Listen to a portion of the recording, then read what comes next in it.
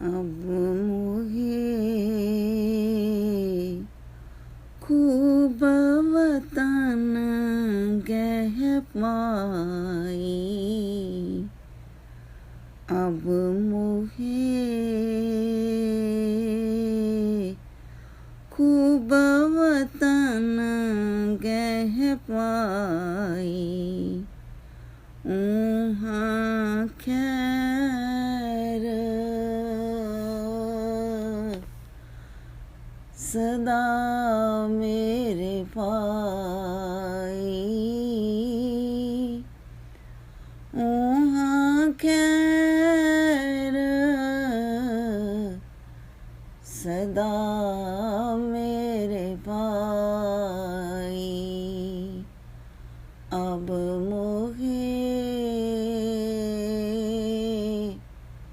खूब वतन गह पाई।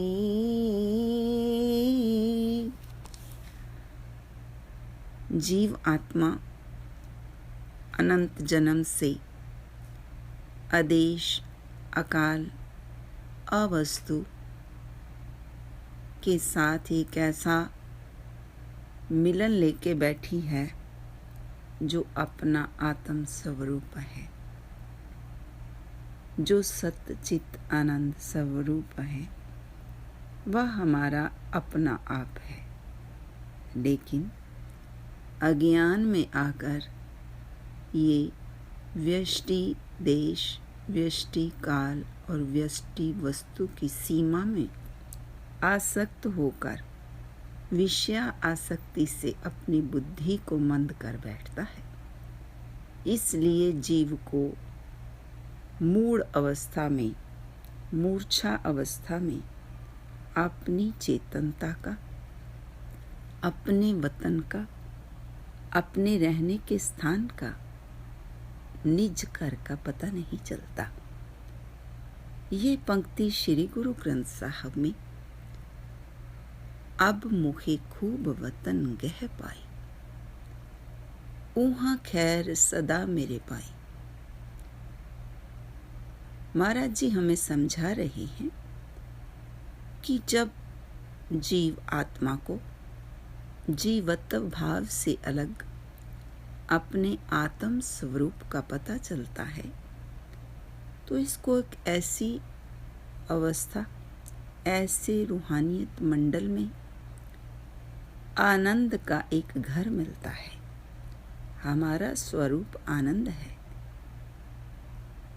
परमानंद स्वरूप तो नहीं तो में दुखलेश, अज अविनाशी ब्रह्मचित जिन आने ही क्लेश। अविद्या, असमिता, राग, द्वेष, अभिनिवेश, ये 5 क्लेश हैं, लेकिन इनका मूल अज्ञान और अविद्या है। अविद्या, अज्ञान, प्रधान, प्रकृति, माया, शक्ति, ये 6 नाम अविद्या के अथवा माया के ही हैं। तो मन अज्ञान काल में इस माया की आसक्ति से, अविद्या से ग्रसा हुआ अपने आप को चिंता में, फिक्र में, गमियों में जन्मने मरने वाला मानता है। लेकिन महाराज जी हमें समझा रहे हैं कि जब ज्ञान अंतर उतरता है, आत्म अनुभव होता है, तो हमें ब्रह्माकार वृत्ति का महत्व पता चलता है कि अब तो मेरा ठिकाना, मेरा वतन, मेरा देश इतना अच्छा है। अब मुहे खूब वतन गह पाई। मैंने अब बहुत अच्छा स्थान अपने प्रभु के चरणों में पा लिया है।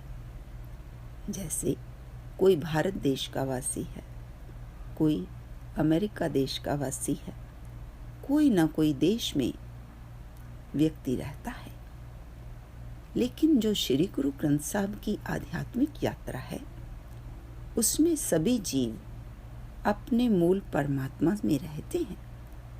वाह, कैसी ये एक आनंदमयी अवस्था महाराज रविदास जी ने हमें बताई है।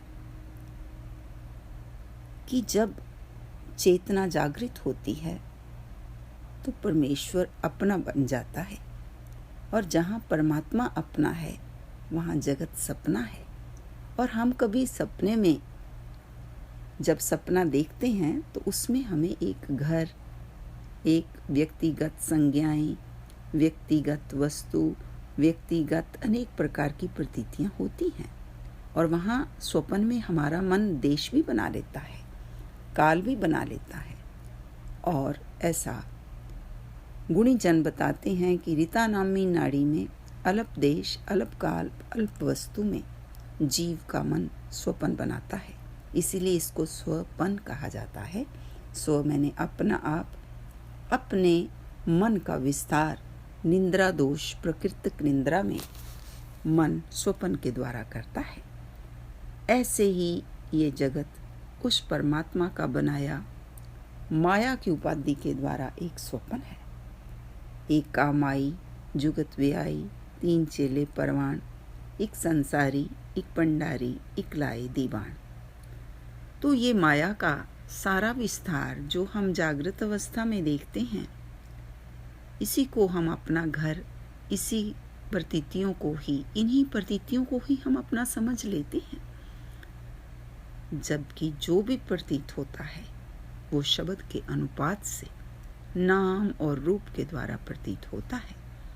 और हमारा जो आत्म स्वरूप है, आत्मा की जो मूर्त है, वो अचल है। अचल मूर्त अनुभव प्रकाश अमित ओज कही जाए, कोट इंद्र इंद्रान सहा सहान गनी जाए, चक्र चहन अर बर्ण जात अर पातना हिन जाए।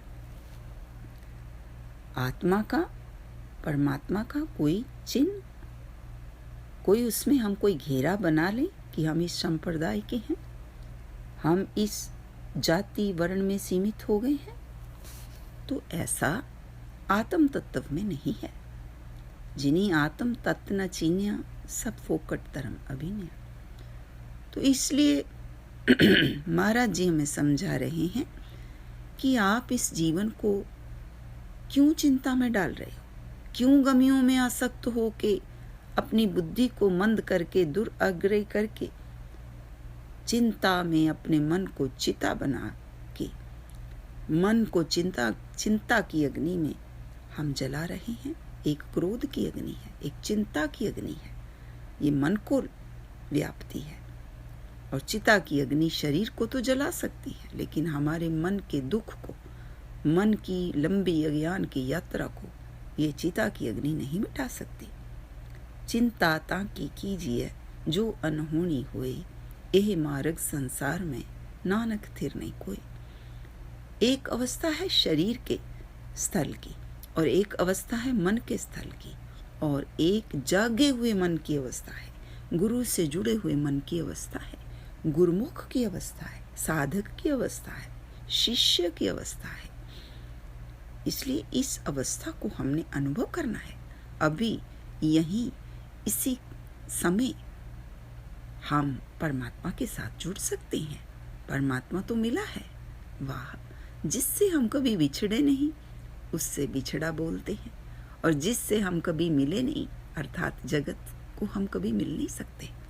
ये प्रतीति है, लेकिन प्रतीति को सच मान के, शीशे में प्रतिबिंब को सच मान के तो बात नहीं बनती। ऐसे ही ये माया रूपी दर्पण में, मन रूपी दर्पण में सच्चिदानंद कभी भी मैला नहीं होता। आत्मा सच्चिदानंद है, इसलिए अपने सच्चिदानंद को स्वरूप से पहचाने। अब मोहे खूब वतन गह पाई। अब का अर्थ है अभी, कि अब ब्रह्म जिज्ञासा के बाद अर्थात तो ब्रह्म जिज्ञासा, ब्रह्म जिज्ञासा जब होती है, परमात्मा के मिलने की जब इच्छा होती है, इच्छा पूरक सर्व सुखदाता हर, जा कहवा से काम देना। सो ऐसा हर त्याइए मेरे जियड़े, तो सर्व सुख पावे मेरे मना।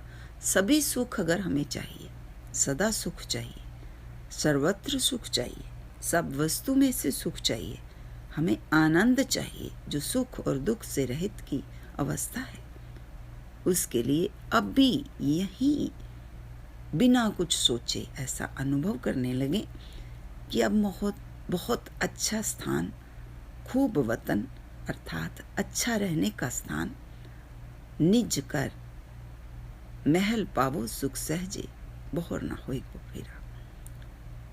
तो इसलिए वहाँ हमेशा खैरियत रहती है, अर्थात हे मेरे बंधुओं, हे मेरे भाईजनों, हे मेरे गुरु के प्यारेओ, परमात्मा के चरणों में हमेशा ही खैर रहती है, हमेशा ही अच्छा रहता है, हमेशा ही सुख सांद रहती है, हमेशा ही आनंद का झरना बहता रहता है। आनंद पया मेरी माए, सतगुरु मैं पाया, सतगुरु तपाया सहज सेती, मन वजियाँ वदाइयाँ। तो संसार कम होता है, शरीर दिन प्रतिदिन आयु में कम होता है, घटता है, लेकिन जितना जितना हम परमात्मा से प्यार करेंगे, जितना जितना हम परमात्मा को अपना मानेंगे, जितना जितना उसके भरोसे पे रहेंगे, उतना उतना तेरे भरोसे प्यारे मैं लाड लडाया। इसलिए हम उस परमात्मा के चरणों में प्रार्थना करें कि हे प्रभु, जो मुझे अब की कड़ी दी है, आज की कड़ी दी है, वर्तमान का समय दिया है, इसमें मुझे अपने दर्शन की एक रहमत दे दो, अपने दर्शन दे दो, अपना बोध दे दो, हमें बुद्धत्व प्राप्त हो जाए, यहाँ जाके हम अपने वैराट एक ओंकार स्वरूप की उस यात्रा को करते करते अब मुहे खूब वतन गह पाई, उहाँ खैर सदा मेरे पाई। ये रहाऊ की पंक्ति है। तो कैसे, किस शहर में परमात्मा हमें बेगमपुरा शहर में कैसे रखते हैं, परमात्मा के से करुणा को मांगते हुए।